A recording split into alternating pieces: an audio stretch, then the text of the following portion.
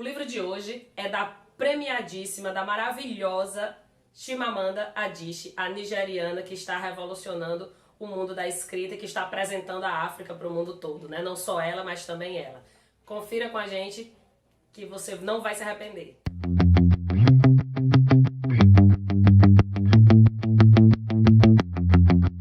Olá pessoal, eu sou Kênia Diógenes, você está no Cabe da Estante, mas o vídeo de hoje é do nosso grupo de leitura Nós Literários. A convidada de hoje é Maria Clara, que indicou essa obra maravilhosa, vou mostrar a minha também, que são duas versões, Hibisco Roxo, né, da Chimamanda Adichie, da nigeriana Chimamanda Adichie.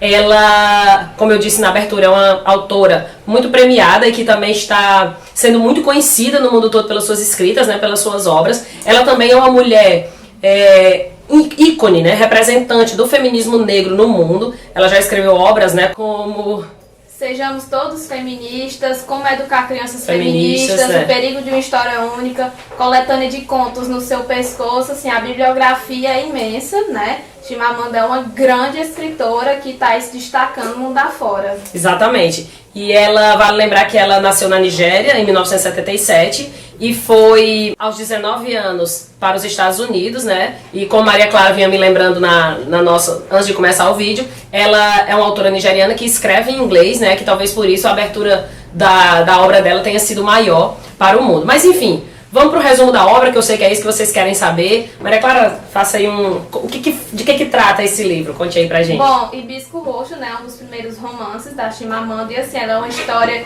que, cara, você vê o título Hibisco Roxo, depois vai ser um romance com qualquer outro. Não, mas ele nos surpreende porque a gente vai conhecer a história de Kambili e Jaja, né, são dois irmãos que vivem na Nigéria e que são irmãos que têm uma condição familiar muito boa, porque o pai é dono de fábrica. E falar no pai dele, o Eugênio, ele é um homem negro, né, de posses, que é uma coisa, e ele é considerado o pai daquela comunidade, porque ele ajuda muito. E o Eugênio, ele é um católico fervoroso, ele leva muito a sério. E aí, Eugênio, ele foi educado por padres católicos. E a gente vai ter muito no livro essa questão da religião católica, né, porque a gente sabe que teve no processo de colonização. A religião católica ficou predominantemente na Nigéria. E aí a gente vai ver o conflito de costumes do povo, né, da Nigéria. E aí a gente vai ter, por exemplo, a tia, né, da Kambili, a Ifoema, que é uma professora, que ela já é um pouco assim mais aberta.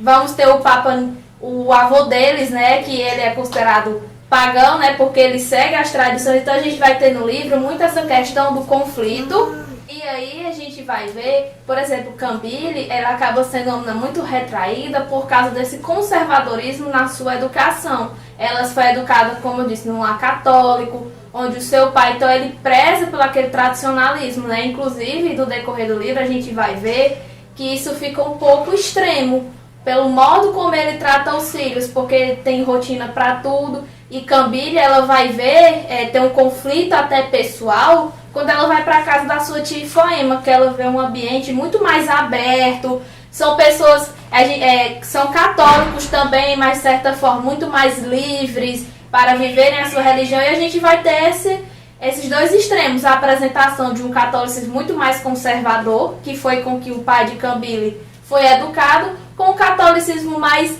digamos assim, próximo deles, né? Assim, e também tem um episódio interessante que é sobre a aparição de uma santa, que a gente vai questionar sobre a questão de que esse aparecimento lá demonstra a questão do misticismo. Então, assim, é uma mistura de culturas, né?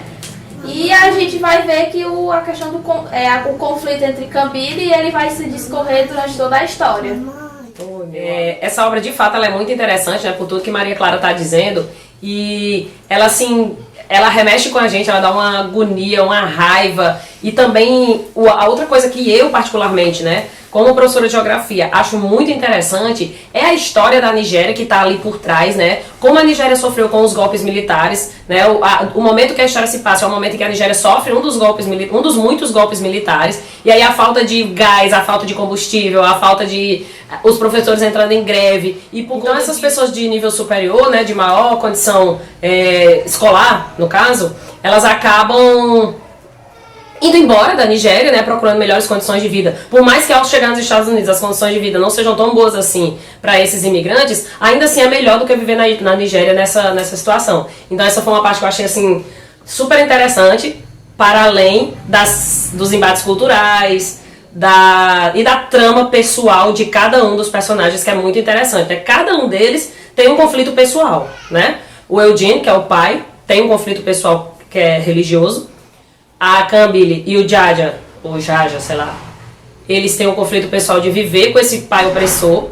E de escolher, né, porque toda vida que eles vão fazer alguma coisa, eles sempre pensam no pai. A Cambile, principalmente, como ela é mais apegada ao pai, ela sempre fica pensando, será que eu vou desagradar o Papa, né? Ela fala Papa. E outra coisa também, que é muito interessante, é como a Cambile, ela é muito observadora, né? Porque ela vai falar também muito do ambiente, né? E, por exemplo, ela vai falar das roupas que ela usa, dos utensílios da casa dela, e quando ela chega na casa da tia dela, ela percebe que, por exemplo, um bife que ela comia na casa dela é dividido para todo mundo, a comida é mais racionada, é mais temperada, né? Que na casa dela eles não usam tanto tempero, né? Elas que todo dia lá tem um jogo de louça diferente. Ela diz que na igreja não pode mostrar o cabelo. Já na igreja da tia dela, todas mostram o cabelo. Ela também fala dos padres, né? A diferença, por exemplo, do padre da igreja dela, que é um padre branco, né? Considerado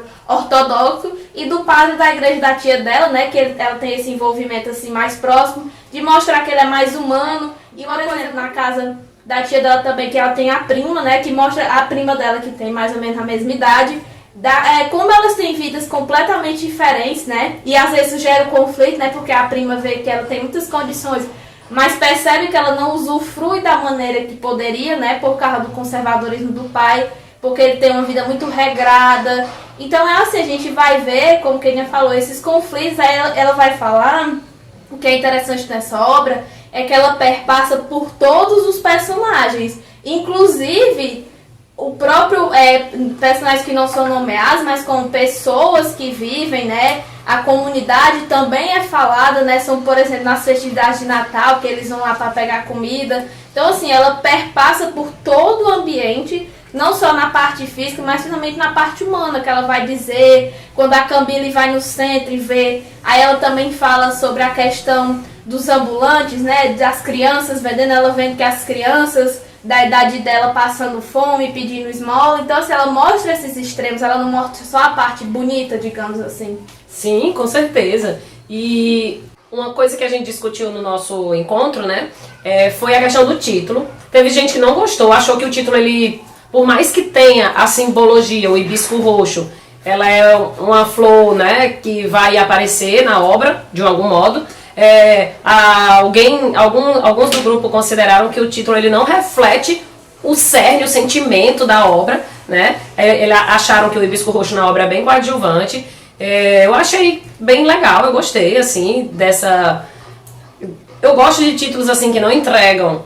Às vezes eu gosto de títulos que entregam a obra, mas às vezes eu gosto de títulos que não entregam. Aí esse aqui ele se torna bem surpreendente, porque a gente vai pensar que é um livro de flores, né? Os mais desavisados, os que não conhecem a Chimamanda, quando não tem nada a ver com isso. A questão das flores, ela tem uma representatividade com os personagens, principalmente com dois personagens, mas principalmente com o Jaja, né, que é o filho do Eugene, mas ela é realmente um pouco coadjuvante, isso é verdade.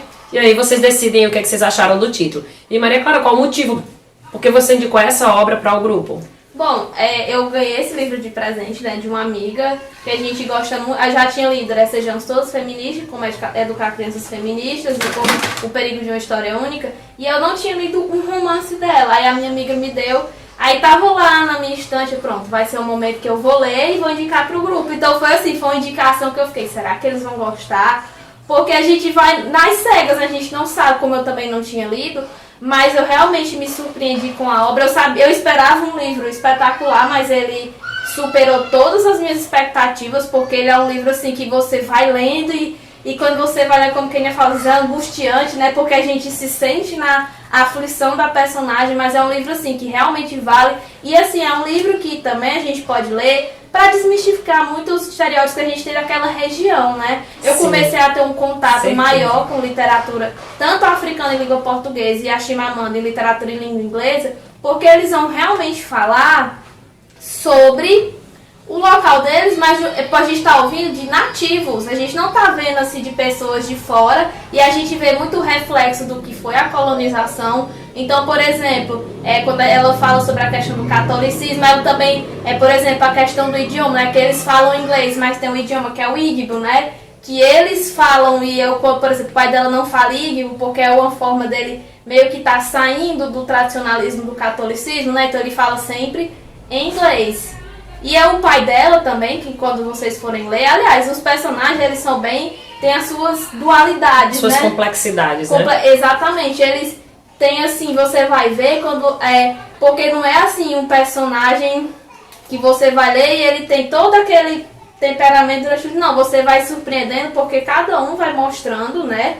E ela desenvolve, ela simplesmente não joga o personagem, ela vai desenvolvendo no decorrer da história. É sim.